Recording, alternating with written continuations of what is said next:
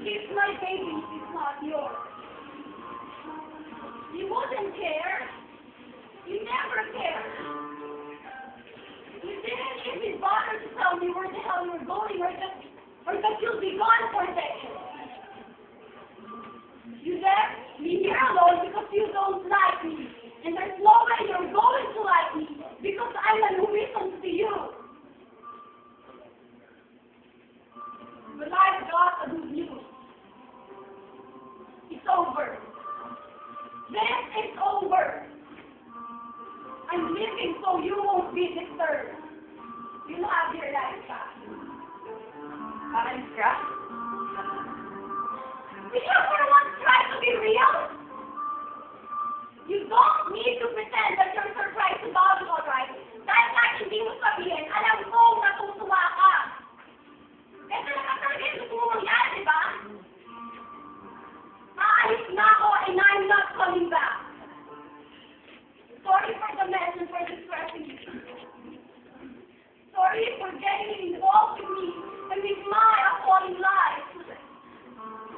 I'm sorry for the mess. Here, I hope that is enough. Kailangan ka mo. Kailangan mo yan. We go back to school. That will be more than enough for your tuition fee. You can even buy a new guitar, or canvases, or paint, or whatever you want. That will help you live a new life. Alis ka na yan sa bahay ko. Of course not. Aalis ako dahil ito yung dapat. Dahil wala na sa'yo na para mag-stay. Wala na yung crazy boy. And everything is here. Pero patay tayo. I've talked about it with our lawyer. Hindi ka aalis. Sinabi na aalis ako! Ang galing mo eh, no? Dahil pumunta ka sa bahay ko, aatawain mo ako. Bibigyan mo pa ako ng anak. Tapos bigyan ka ng aalis. Ibig sabihin ba ito tapos na? Aalis ka na lang. Eh, paano ko yung umalis ka?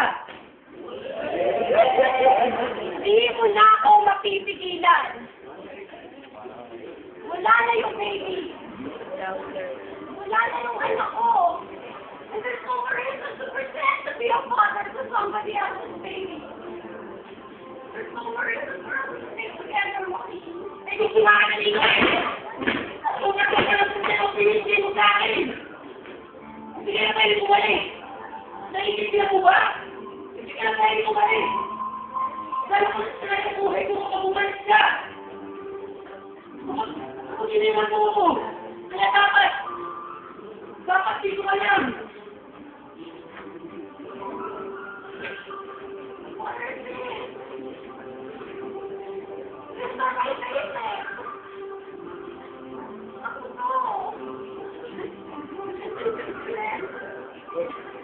The most annoying girl I ever loved. Oh. Bye. I love you.